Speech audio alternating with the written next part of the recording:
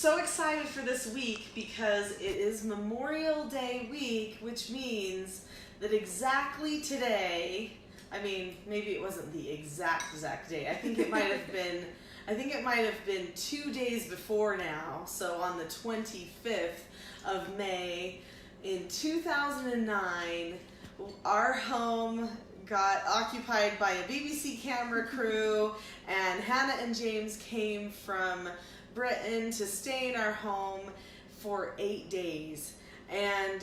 But they came on Memorial Day, which is today. So I decided we were going to go day by day, Monday, Tuesday, Wednesday, and I wanted to just replay what happened 10 years ago. And it just so happens I've got Paige here with me today because she's visiting for college. Because why? Because it's a holiday. Yeah, here in the United States. So I've pulled out my journal, and I have a couple of things in here that I wrote in my journal that happened that week, and I want to share some of those things. And I wanted to talk to Paige about my brain a little bit.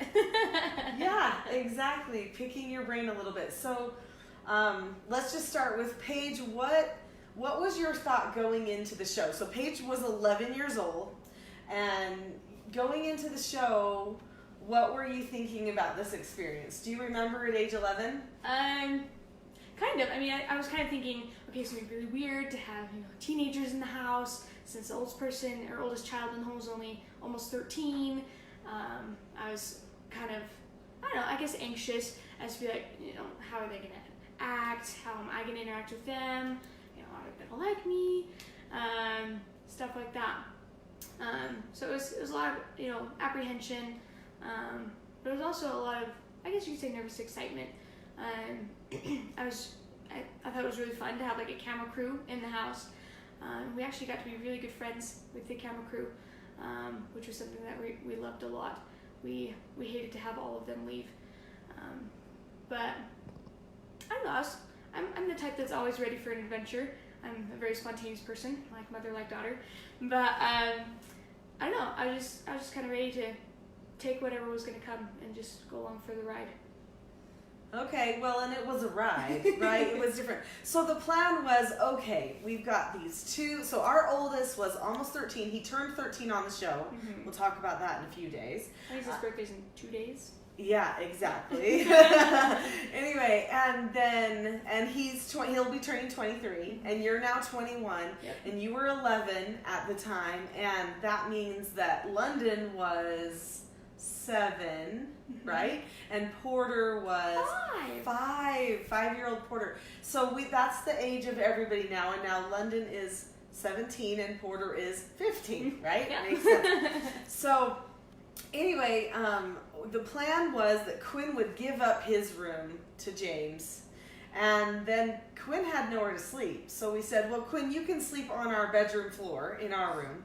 And then we thought London will give up her bed to Hannah, but we had 2 beds in your room because that was the girls' room. So normally London and Paige, you guys slept together. So we thought, but Paige, she's old enough, she could stay in the room with Hannah. So we had Porter, wait a second.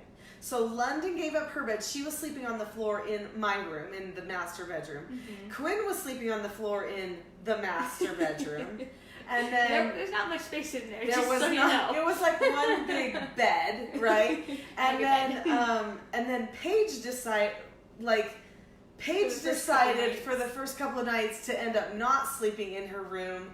So I joined the cuddle on the floor. Yeah, because Hannah she came intoxicated. We'll talk about that in a second. And so it was like, and she kind of went to bed really angry and stuff, and we thought, we don't know what's going to happen here with this girl. We really don't know her well yet. So maybe Paige should sleep in our room too. And Paige is like, yeah, I want to sleep in your room. And so Paige and London and Quinn were all on the floor in our room for sure that first night.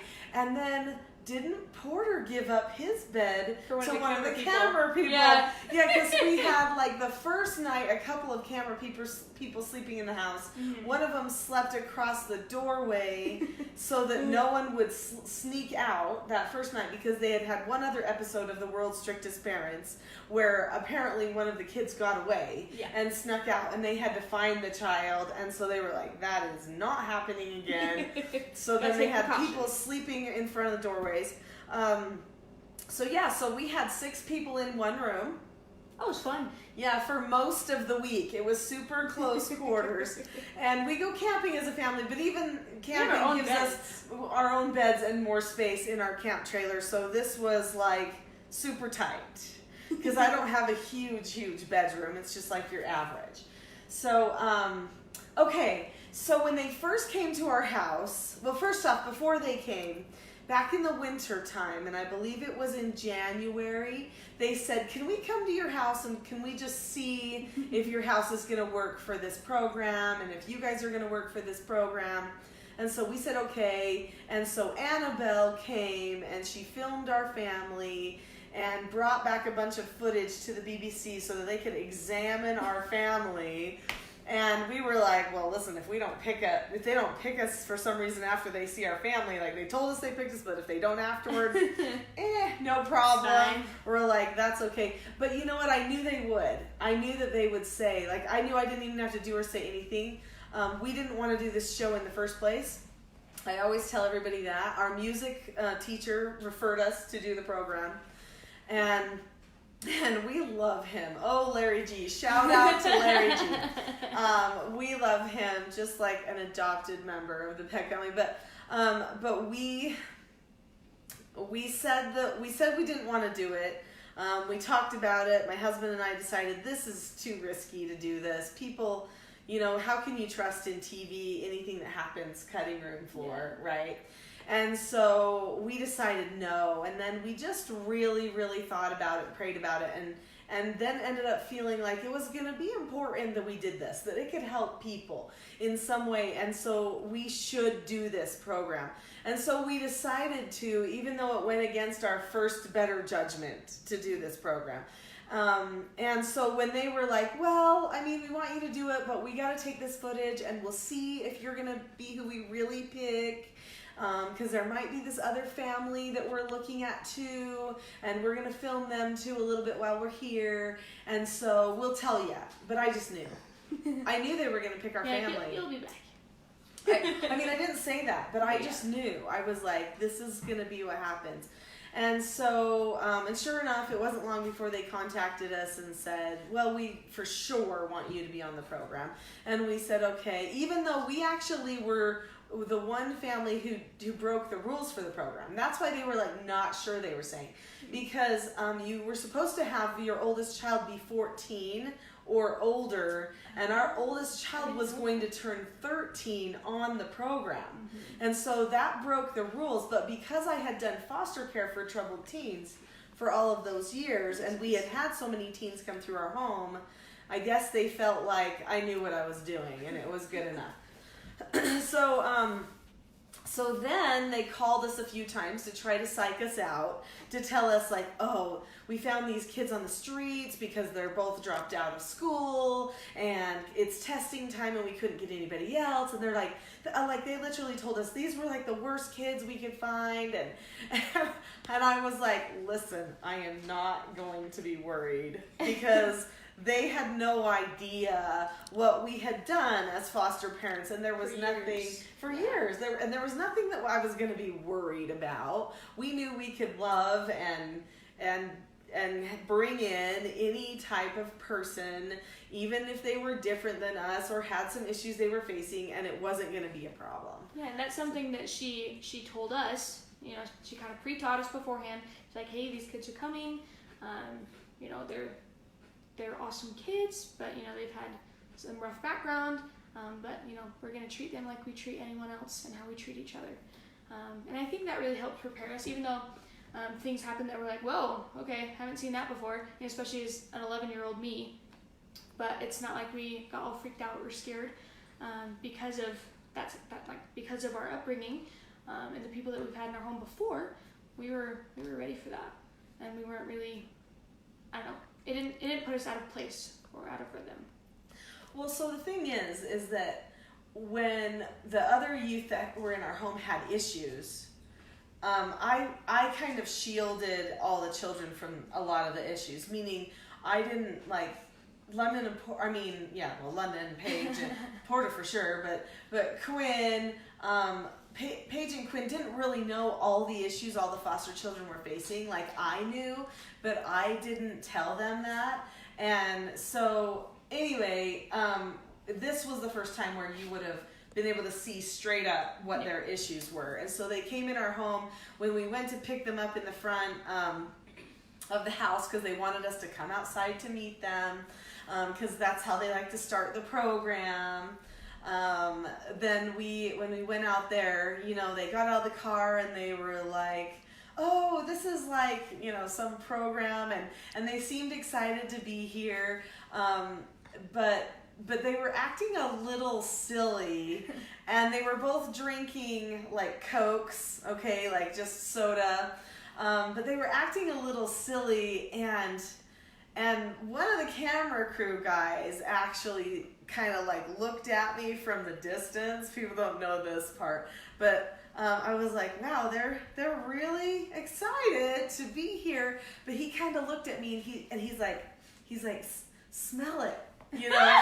And so he gave me this like hint, okay, to smell. And so I'm like, oh, hey, let me see what you're drinking there, and I was like, whoa, this is liquor. So they had put liquor inside their drinks, and I think, probably Coke and vodka or something like that they put in there. And so then I was like, oh, you guys, we don't drink this.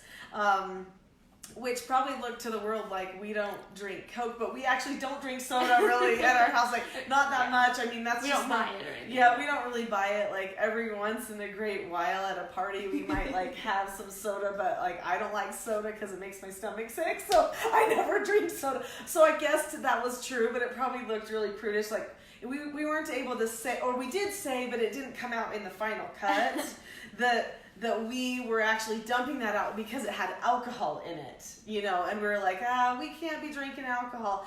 And they were actually like kind of sad about it, but then like not really, like they just went with the flow, right? So they came in and they met everybody. I'm going to turn to my little notes here just to make sure I see things. They met everyone. And then once they met everyone, Grandma and Grandpa took London and Porter up to a campground. So Grandma and Grandpa were camping because it was Memorial Day weekend, and we had the whole family that was going to get together for Memorial Day up in the canyon. We had an activity scheduled for that night. And London and Porter, we knew were going to be kind of bored. So they went with Grandma and Grandpa, and Quinn and Paige stayed here with us, and we talked about the rules of the family. So we talked about our family standard, which talks about how we won't smoke and drink and stuff like that. But we didn't talk about that first. The first thing we talked about was the 4 basic skills and the way that our family runs. Like, that we follow instructions, we accept no answers, we accept consequences, we disagree appropriately. And that's what happened first. And they were like, oh, okay. I mean, I think they thought it was new and unique and all right. Well, so then we told them our family standard, which sounded like a lot of rules to them. And so, things in our family standard, like we don't smoke in certain ways we dress and that kind of thing. And that's when things changed. So what happened at that point? Do you remember? I think so. So they had said, mark anything, because we gave them a copy of our family standard. And they said, mark anything on here that you don't like or that doesn't agree with you. Pretty much everything was marked. And so finally it just got to a point where... Well, it was the smoking, if you'll remember. So I said, we don't smoke. Yeah. And they were like, what? And and they're stomping and tantrums. Yeah, it was bad. So Hannah, she just like got up. She's like, I can't do this. I'm leaving. And she just walked out the door. So. Right. And which was the funny thing, because it was James that was packing the cigarettes. It wasn't Hannah. So she didn't smoke as often as he did. But he had been smoking since he was 8 years old. At least according to the producers of the program, but I'm pretty sure that was right. Mm-hmm. And so, he had cigarettes with him, and he said he normally smoked 15 a day, was his normal amount that he smoked. And so that was a big shock, but she was the one that got the most mad. She did some stomping and screaming, and she left. But then he left too, and they're like, well, we're going to go have a smoke. And so then they said they were going to run away. Well, I had already taught them that if they run away, then, this thing called the rule of 3 basically goes into effect. And I'm not going to go into all that right now, but it's something that we use when someone goes completely out of control or if they are going to run away. Yeah. And so they did, and so basically, at that point, they lost all of their privileges for 24 hours as soon as they would come back in to control. I think it was just Hannah that left that time. James stayed. No, he left. According to the notes, he left. Back to the journal. Yes. Anyway, according to the notes in the journal, so they both left. And they both, walked off and started walking down 700 South, having no idea where they were going. But this street out here, it just goes way, way, way out. I mean, at the end, you end up in a big field. And that's it. And there's no town. There's no anything that you're going to find. But it looked like the street that probably looked like it would go somewhere because it was the biggest street, right? And this way there's a mountain, and this way there looks like there's some houses, so they went that way, and in the end they came back because they said it was too far to the town. They couldn't find anything because there's not a town there, Anyway, and so kind of funny. I mean, they didn't know where they were going, and that was fine. And of course, they're being followed by a camera crew anyway the whole time. And they were kind of venting and whatever, but I didn't go following them. I walked with them to the end of the circle and said, just so you know, this is how it is from here on out, and that you've lost these privileges, and when you're ready to come back, go ahead and come back. And they did. They ended up coming back, and even though James had lost his privileges for 24 hours, and so had Hannah, we did tell them that if they could be in control, then they could go to our family activity that was scheduled that night. Because even if someone has lost their privileges, they can go to a family activity. And our family activity was this barbecue that was going to happen with all of my brothers and sisters and my parents in the canyon. So, anyway, so they went, James got calmed down just fine. And I actually talked to James. And I told him, I said, James, if you were coming to stay at my house long term, we would have to insist that the cigarettes went completely away, and that we would have to work on getting off of them, we'd have to go through that process of withdrawals and all of that kind of stuff, because it wasn't just cigarettes, but it was other drugs and things as well, and we'd have to go through that process. But we only had 8 days.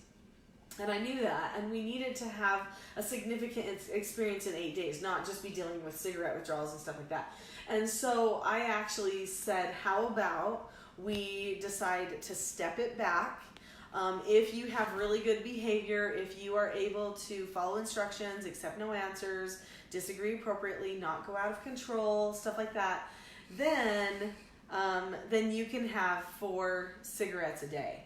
Was what we told him at the end of this. And 15, that's a big cutback already. That's a big cutback. And it would be at certain times that he could have those cigarettes in a day. And so basically he was still going to be not having a whole bunch of his cigarettes. And I felt like that was the best we could do for right then. And honestly, I mean, I had compassion on dealing with that kind of a thing. Anyway, so, but he didn't like that idea, actually. So he did end up going out of control some more times, but not that day. It was the next day. So they only ran away once the first day. And then, well, actually, no. He ran away once. She ran away twice the first day. So he actually was kind of okay, a little cheeky perhaps, and and a little attitude here and there. And he had a lot of sensitivities. He'd be like, ew, I don't want to do that, and stuff like that. But he was okay. And he'd never been camping before, so he was a little curious, right, what camping was like. And so anyway, so he ended up getting to go to the camping trip, but she didn't. And the reason why was because she had a hard time with changing her outfit for something that would be appropriate for camping and for our family standards. So she was looking through your clothes in the closet. Do you remember that on the show? Yeah, I mean, I wasn't there for that. You weren't there, yeah, because we were kind of keeping you out of there at that point. But she was looking through Paige's clothes in the closet, and we had this dress that was more like a costume dress. It wasn't, not just really, made it for fun. Yeah, just made it for fun. It was a costume dress, and I remember on the show, she's like, look at this. It's grandma clothes. It's grandma clothes. That's what she said. It's grandma clothes. And some different skirts that I had and stuff. Yeah, but she did not like your clothes. But she was 17 and you were 11. Yeah. Which is like a big difference. Like 11-year-olds aren't concerned about fashion or anything like that. They're just like, that looks fun and princess-like, or that looks what, you know. That's colorful. Yeah, it was just totally different. And so she was judging your clothes, but then we told her that she couldn't wear, that she needed to switch her outfit to something that matched our family standard. And that just really got her going. She tried. Well, for a minute, like she tried with what she brought. She did try on a few things. That's right, she did. And we told her we would buy her new clothes, but she did not want new clothes. Yeah, I think she tried on like 3 or 4 different like outfits. But they were all some kind of got worse.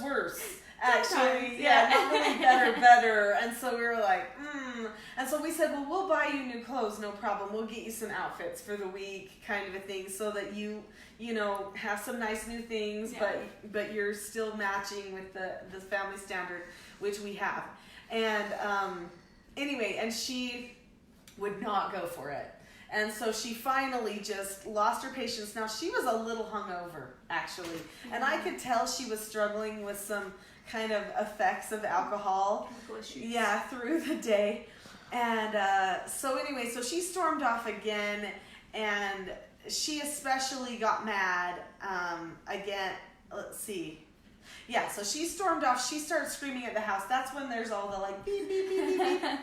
And that happened because she wouldn't change her clothes. And then she ran away. And then James just went with everyone. So then we had to have 2 camera crews, one that stayed here and then one that went up in the mountains with the family. And I wasn't up in the mountains with the family, but I stayed here with her, which was fine. And she finally came back, and when she came back, she literally went into her bed and she crashed. She went to sleep. She went to sleep at 6:30 p.m. and did not wake up until the next morning when I woke her up. And I'm not going to talk about that till tomorrow. But I think she was jet lagged. She was a little drunk. She was handling some major no answers. She was used to, when she was angry, getting her way or somebody getting mad at her, and no one was getting mad at her. We were just like, oh no, we need it, and we were just really calm with her about it, but she'd already lost her privileges. So at that point, she was just done. Like and I felt bad for her. So when she went to sleep, I thought, I bet she'll just sleep the whole night, and sure enough, she did. She slept the whole night. Fun tidbit though, when I came back from camping, I went in there to grab some clothes or my pajamas so I could sleep on their floor for the night. I walk in, and as I'm getting my clothes, she starts talking in her sleep. I'm like, what's she saying? So she was talking about someone named George. Anyway, it was really funny. I'm like, all right. Hey, she was having a dream about some friend. Yeah, I think she was saying like, George, take me home. I think that's all I remember. But so good. So she might be having a nightmare. Maybe. Sadly called like standards, or something. But that is something that I remember. Anyway, how interesting. So then we all hunkered down and slept that night, and then I talked with the camera crew that night. I kept James's cigarettes from that moment on. Once he became calm and he went to the family party, he turned his cigarettes over to me, and I kept them.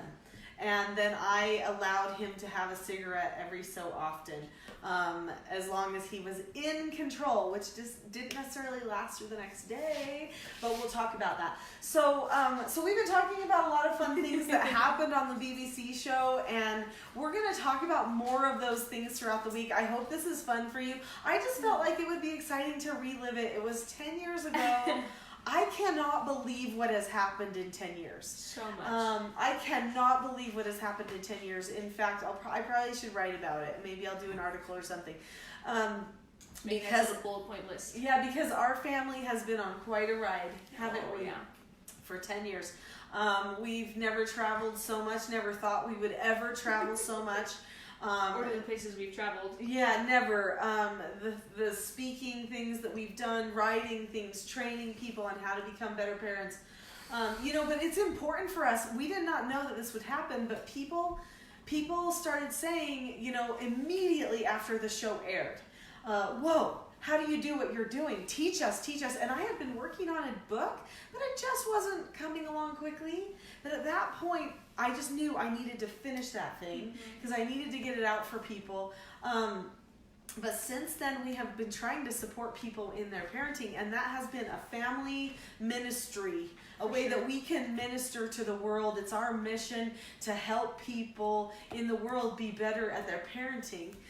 Because you know what, when I took in foster children, I was not alone in that.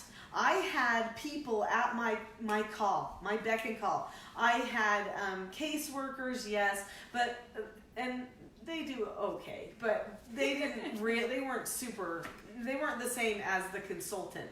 So I had a consultant who was on call for me. I had gone through major training on how to deal with these extreme behaviors that would be coming to my home with some of our foster children. Some not, some had some. But we had training, and at any minute I could call and I could ask people questions. And I could say, so-and-so's running away, what do I do about it? So-and-so wants to harm themselves, what do I do about it? So-and-so's having a struggle with whatever, what do I do about it? And so we know the power of having support. In fact, as I've gone along in this teaching self-government journey, we've offered more support. And more support. Paige spent a couple of years running the support group. Quinn is running the support group now. We have a support group where every week I answer people's parenting questions. Yeah. And it's actually super nice. I used to listen to all of them, and even though I didn't participate in the calls, as I was editing them, I would get all the information, and I'd learn so much, even though I wasn't necessarily there.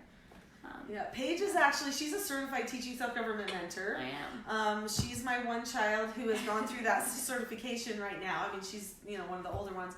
Well, it's because, I feel like her mission is also part of my mission. I mean, sure, I'm a music major, and that's, my main passion. But family is also very important to me. And so something that we've kind of talked about a lot is, when she gets older, ready to retire, I'm the one I want to take over that, that responsibility, that mission. And so that's why, I have that desire to be a mentor, to help families, to learn the skills, to know them, to be able to, help implement them in my own life with my future family and, in the lives of others. Yeah, right? Paige is not married yet, but I keep thinking whoever marries her is one lucky guy. Because she already knows so much about, except for guess what? You still have bumps. Even when you know all the stuff, you still have little bumps in the road. You still have learning things. That's how it goes. I mean, anyway, you can ask any parent that one, right?